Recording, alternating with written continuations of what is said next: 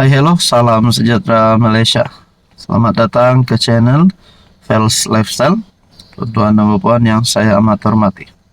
Nah, antara tumpuan rakyat Malaysia adalah terhadap pemimpin-pemimpin yang besar di Malaysia. Tidak kira daripada pembangkang, terutamanya daripada kerajaan yang memegang jawatan sebagai menteri, yang memegang jawatan sebagai Perdana Menteri, Timbalan Perdana Menteri, ahli parlimen, ahli Dewan Undangan Negeri, dan mana-mana pemimpin tertinggilah yang dilihat oleh rakyat Malaysia terutamanya. Mereka perlu menjadi teladan yang baik. Andai kata ada pemimpin-pemimpin ini yang telah melakukan kesilapan, membuat kesalahan, walaupun kesalahan yang kecil, pasti dilihat oleh seluruh rakyat Malaysia.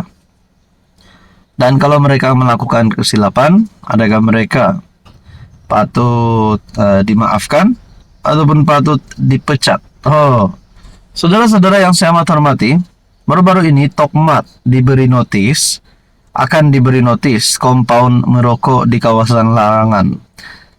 Kenyataan daripada Dr. Zulkifli.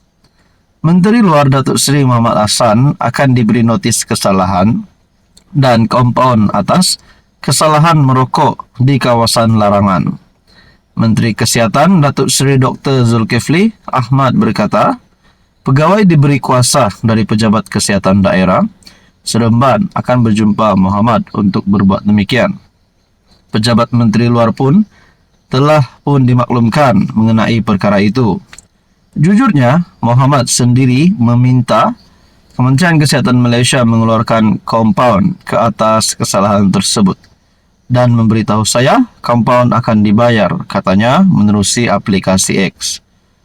Nah, saudara-saudara, sebelum itu tular gambar memaparkan individu dipercayai Muhammad atau Tokmat sedang memegang rokok bersama sekumpulan lelaki. Hai hello, salam sejahtera Malaysia. Selamat datang ke channel Fels Lifestyle. Saudara-saudara, ini satu laporan polis yang pasti mengejutkan ramai. Banyak-banyak laporan polis. Antara laporan polis yang pasti mengejutkan adalah sudah pasti kepada pemimpin yang besar di Malaysia. Saudara-saudara, apatah lagi kalau nama PMX yang disebutkan di dalam laporan polis ini. Mungkin banyak saja cara daripada geng-geng pembangkang ataupun musuh politik, macai-macai. Mungkin geng-geng Mahathir, geng-geng Muhyiddin yang nak jatuhkan, nak tumbangkan Anwar. Tapi apa yang berlaku?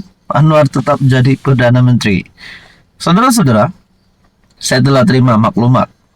Anwar, Apandi dan 3 bekas Menteri Dr. Mahathir diadukan ke polis.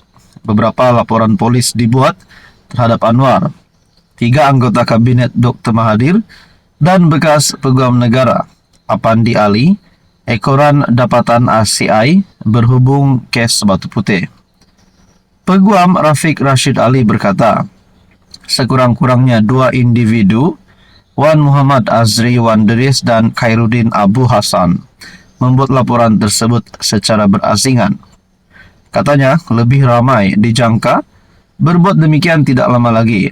Rafiq dalam kenyataan memetik laporan tersebut yang meminta polis menyiasat mengikut Seksyen 415 dalam kurungan B Kanun Keseksaan kerana menipu, Seksyen 504 penghinaan dengan sengaja untuk mencetuskan pecah keamanan, dan Seksyen 505 dalam kurungan B mengenai kenyataan yang membawa kepada kerosakan awam.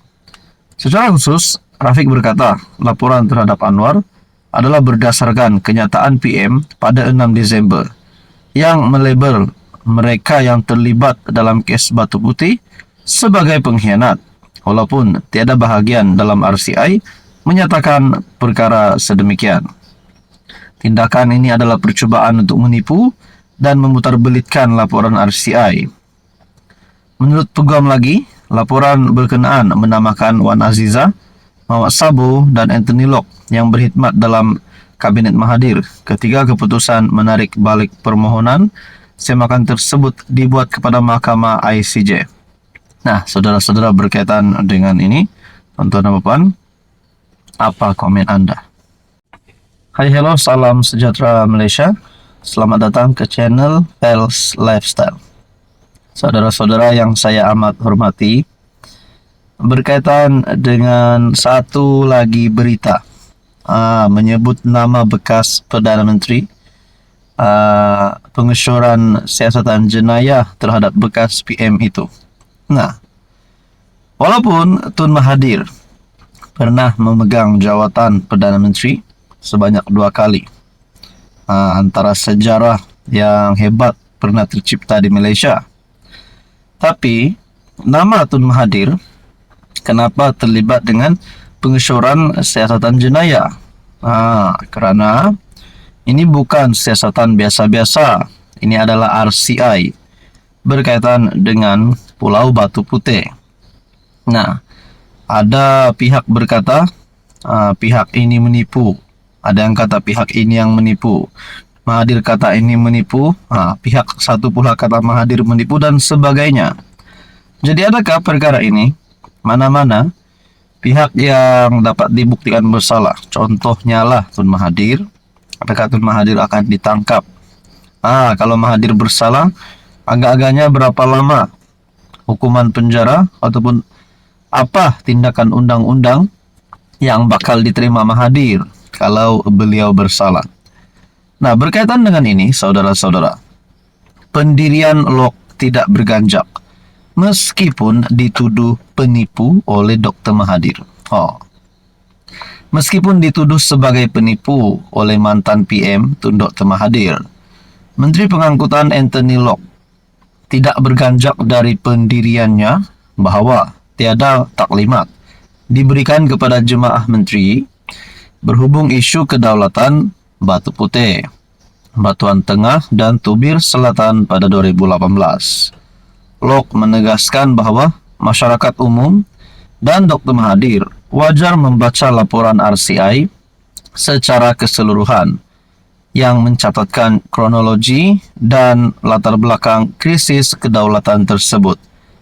Mahathir telah menuduh bekas timbalan PM Datuk Seri Dr. Wan Azizah, bekas Menteri Pertahanan Datuk Seri Muhammad Sabu dan Anthony Locke berbohong dengan mengeluarkan kenyataan bersama bahawa mereka hanya dimaklumkan berkenaan keputusan Dr. Mahathir untuk tidak meneruskan usaha tuntutan ke atas Batu Putih, Batuan Tengah dan Tubir Selatan. Nah, saudara-saudara, walaupun Mahathir menganggap mereka menipu, dituduh menipu oleh Mahathir, tapi Menteri PH tidak berganjak. Makna kata mereka tetap dengan pendirian mereka bahawa mereka tidak menipu. Jadi, kalau mereka tidak menipu, adakah Mahathir yang menipu? Saudara-saudara, di saat usia Tun Mahathir yang sudah menghampiri 100 tahun, kenapa Mahathir tidak rehat saja? Ada komen yang saya terima sebelum ini menggesa Mahathir untuk rehat. Jangan lagi campur tangan urusan politik di negara. Jangan lagi kacau Anwar Ibrahim dan sebagainya. Sudah kalah pada PRU15, sudah tiba masanya Mahathir untuk rehat. Jadi saudara-saudara, menurut Anda apa yang akan berlaku dan apa pula komen dan pandangan Anda?